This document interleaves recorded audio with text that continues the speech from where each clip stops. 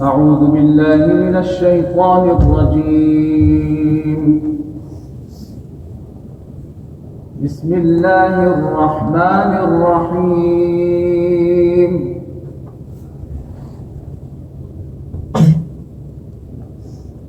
وعباد الرحمن الذين يمشون على الأرض هونا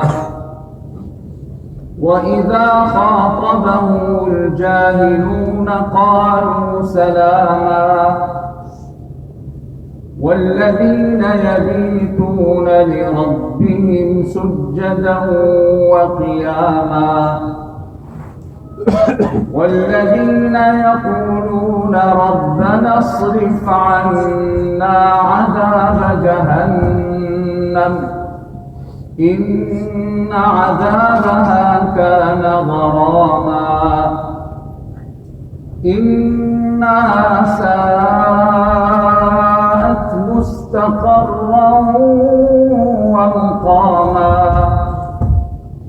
والذين إذا أنفقوا لم يسرفوا ولم يقتروا وكان بين ذلك قواما والذين لا يدعون مع الله إلها آخر ولا يقتلون النفس التي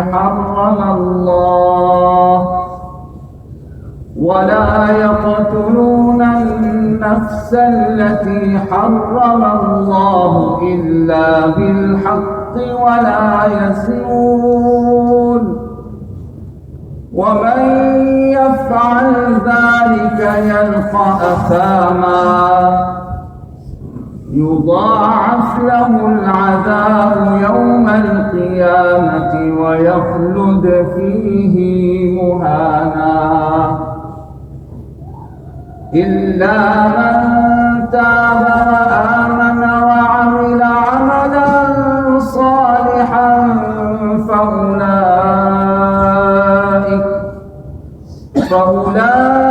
فأولئك يبدل الله سيئاتهم حسنات وكان الله غفورا رحيما ومن تاب وعمل صالحا فإنه يتوب إلى الله متابا والذين لا يشهدون الزور وإذا مروا باللغو مروا كراما والذين إذا ذكروا بآيات ربهم لم يخروا عليها صما وعميانا والذين يقولون ربنا هب لنا من أزواجنا وذرياتنا قرة أعين واجعلنا للمتقين إماما أولئك يجزون الغرفة بما صبروا ويلقون فيها تحية وسلاما خالدين فيها حسنت مستقرا ومقاما قل ما يعبأ بكم ربي لولا دعاؤكم فقد كذبتم فسوف يكون لزاما صدق الله العظيم.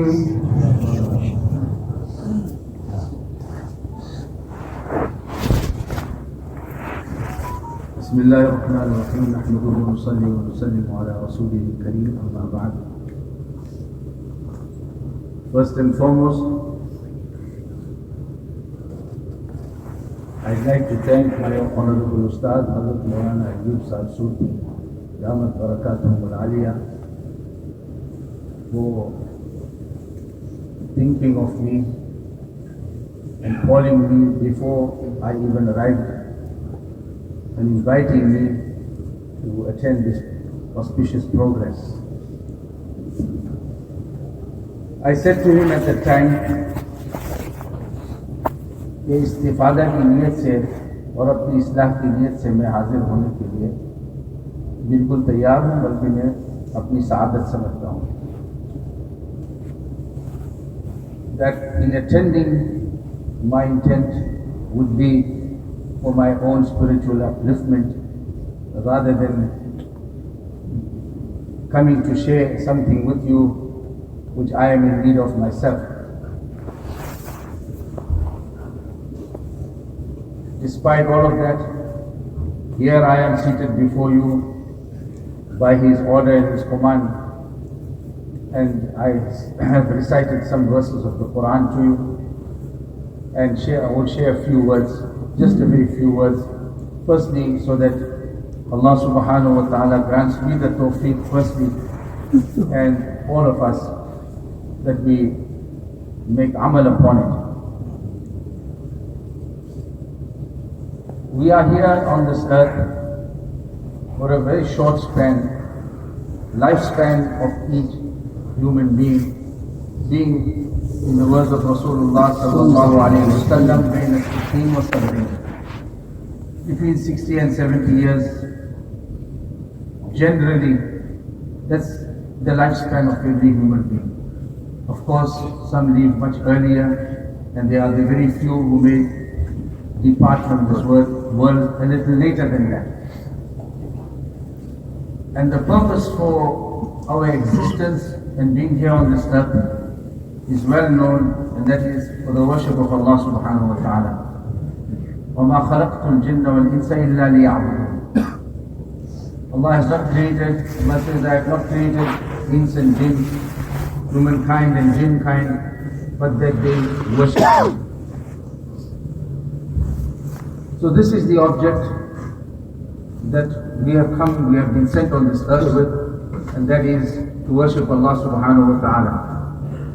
His worship will only endure until such time that we are breathing. Until we are alive, we are able to worship Him. We are able to perform salah, we are able to fast in the month of Ramadan, give in charity if Allah has granted us, and of course perform the Hajj if we are by the means. And in like manner, so many of the other ibadat, like recitation of Quran and dhikrullah, and so many of the other good deeds that we can do during our lifetimes. But all of this comes to an end no sooner our eyes close to this world. In the hadith, Rasulullah sallallahu alayhi wa sallam says, إِذَا مَاتَ الْإِنسَانِ انْقَطَعَ عَنْهُ عَمَلُهُ إِلَّا مِنْ ثَلَاثٍ. That when a man leaves this world, in other words, he dies, his life comes to an end, all his good deeds and whatever he was doing and able to do during his lifetime, they all come to an end, they cease. إِلَّا مِنْ ثَلَاثٍ. But there are three things that will endure even after your death. And this is the legacy we need to leave behind. That even though we may have departed from this world, there is something we have left behind, the benefit of which and the reward of which will accrue to us even after we have left the world. And amongst those three things, Rasulullah sallallahu alayhi wa sallam, the first thing he mentioned, sadaqatin jariyah, an enduring sadaqah, charity that is continuous and perpetual, that continues even after one's death, it remains behind and people benefit from it. Now that charity could be in various different forms, like building masjids, madrasas, hospitals, or libraries where people can learn and impart knowledge, and so on and so forth. Digging a well, so people benefit from the water of that well, or providing water in any other form, whether it is well or otherwise, Even planting a tree whose shade people benefit from, or planting trees that are fruit giving, fruit bearing, and people benefit from the fruits of those trees. All of these could be in Sadaqah Jariyah. So that be the first one. The second one is ilmin yuntafa'u bih, knowledge that people benefit from. And there's two ways that people could benefit from knowledge. Either you teach them something as far as the deen of Allah is concerned, and they practice upon it. As long as they will practice upon that, the reward will accrue to our account as well. And if they in turn teach it to somebody else, then the reward of his action and the reward of the one whom he has taught, the reward of his action as well. And if he has taught multiples of people, the rewards of all of them will accrue to your account. This is the mercy of Allah subhanahu wa ta'ala. And in the words of Rasulullah sallallahu alaihi wasallam, this is enduring. This is something that will continue even after we have left this world.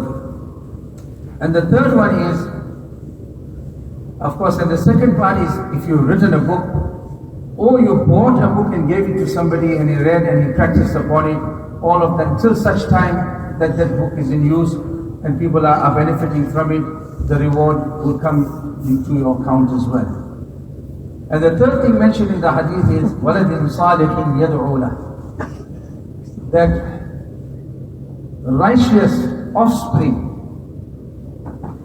is not just وَلَدٍ يَدْعُو لَهُ, وَلَدٍ صَالِحٍ. The word salih has been added there for a reason. There is a righteous child that continues praying and supplicating Allah subhanahu wa ta'ala for the forgiveness of the parent, whether it is the mother or the father. Whoever was responsible for nurturing them. We were hearing about nurturing, and this is something that in present day and in our times needs to be given greater attention. Nurturing of our future generations. In that they benefit to us as well.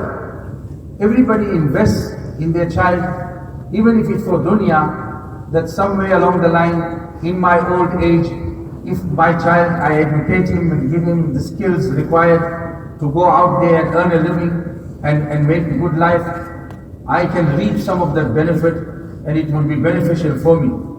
But that is only till this dunya. What about the hereafter?